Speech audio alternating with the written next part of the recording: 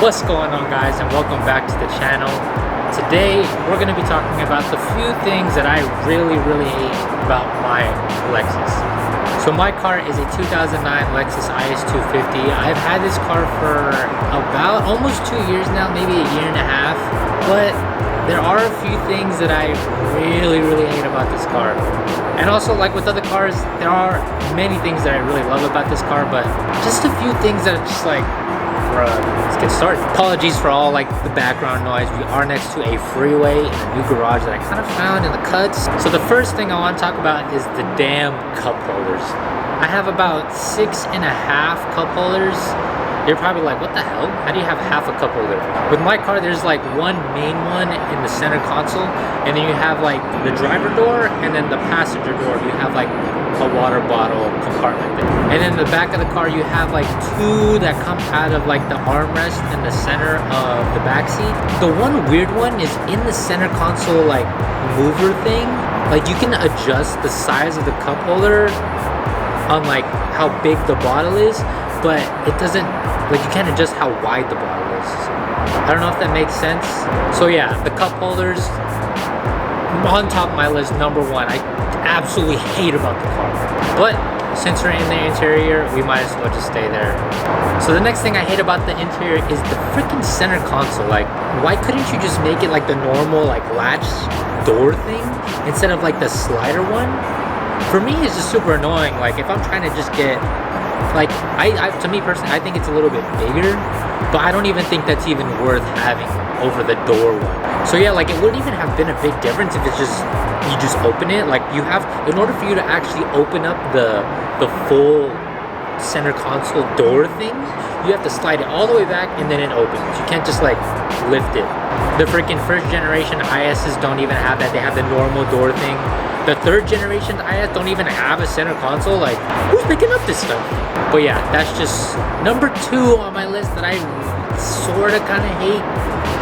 It's not a super big deal about this one, but it's still like a pain in the butt just to freaking have to deal with the freaking slider thing. That's number two. Let's move on to number three. So number three, I wouldn't say it's necessary to have in every car, but just because I sit a little bit further back than normal people do in their normal cars, the sun visor, when the sun's on the side of my face and I want to move the sun visor down to this side, it doesn't even block my face. Like most of the time I'm driving, the sun is like beaming down on my head, but I can only move the sun visor this far. Like the sun's here, the sun visor blocks here. Like I wear sunglasses when I drive, and then at night I wear eyeglasses. So when I'm driving in the sun, there's like a tan I get right here because of the freaking eyeglass frame. Like I have no tan on this side, but on this side, the tan of the eyeglass frame is super bad. People even ask me like, hey, how come you have a tan here but no tan here? And I'm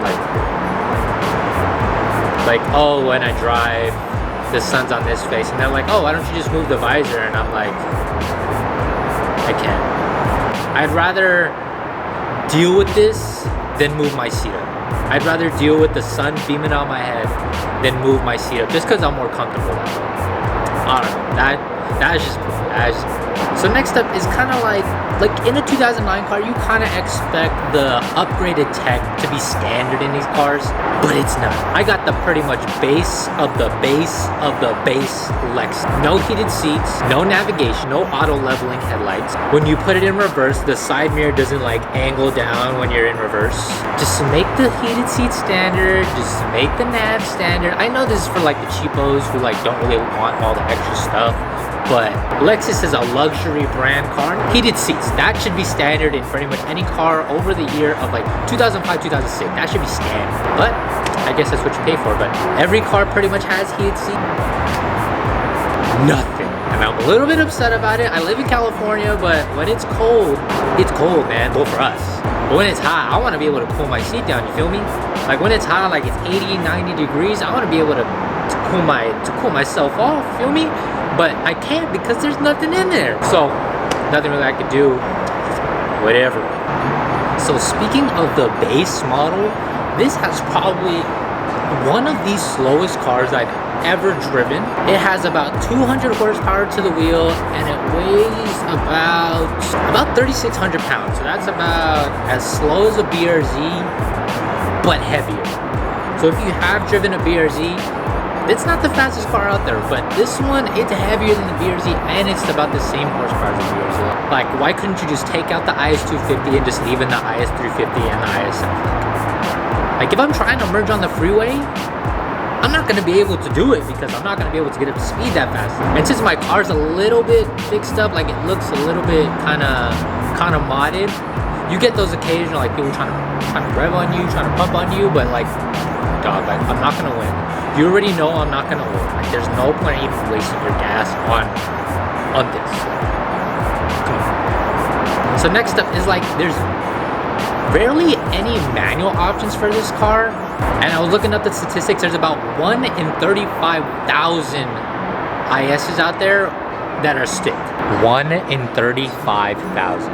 Do you not know how rare it is to find a manual IS, like 2IS? Like, you'll have a better chance of copying Travis Scott's off of Sneakers app than you will with finding a manual 2IS. Like for the people who like Lexus, who like the way Lexuses look, and just want to stick shift, like, I understand if it's like newer, but so the last thing is like, let's put the engine covers, bro. Like, so there's 3 engine covers when you open up the hood, and in order for you to even do pretty much anything with the engine, you have to remove each engine cover. Like, you can't just move 1, you can't just move 2, you have to remove all 3 in order to do anything with the engine. Unless like an oil change, like that's pretty basic. I understand it's for dust. But no one is going to look in the engine. Like, if I'm trying to do something, I don't want it to take like 5 minutes to take off the covers. It's a waste of my time. To me, I don't find it necessary. So yeah, that was about the top like 7 things that I hate about my car. I absolutely love this thing. This is probably like one of my favorite cars I've ever owned. I just think it's a blast. Like, even with all like the negative stuff I said, I think it's a pretty fun car to drive. It's not the fastest. I don't race people, so there's no need for the speed, but those are just the top things I kind of hate about the car. But if you have a 2IS or any generation IS, let me know what things you hate in the comment section down below. I might do this for my brother's IS300, his 2001 IS300, and I might do this for my parents' 2019 IS300, so stay tuned for that.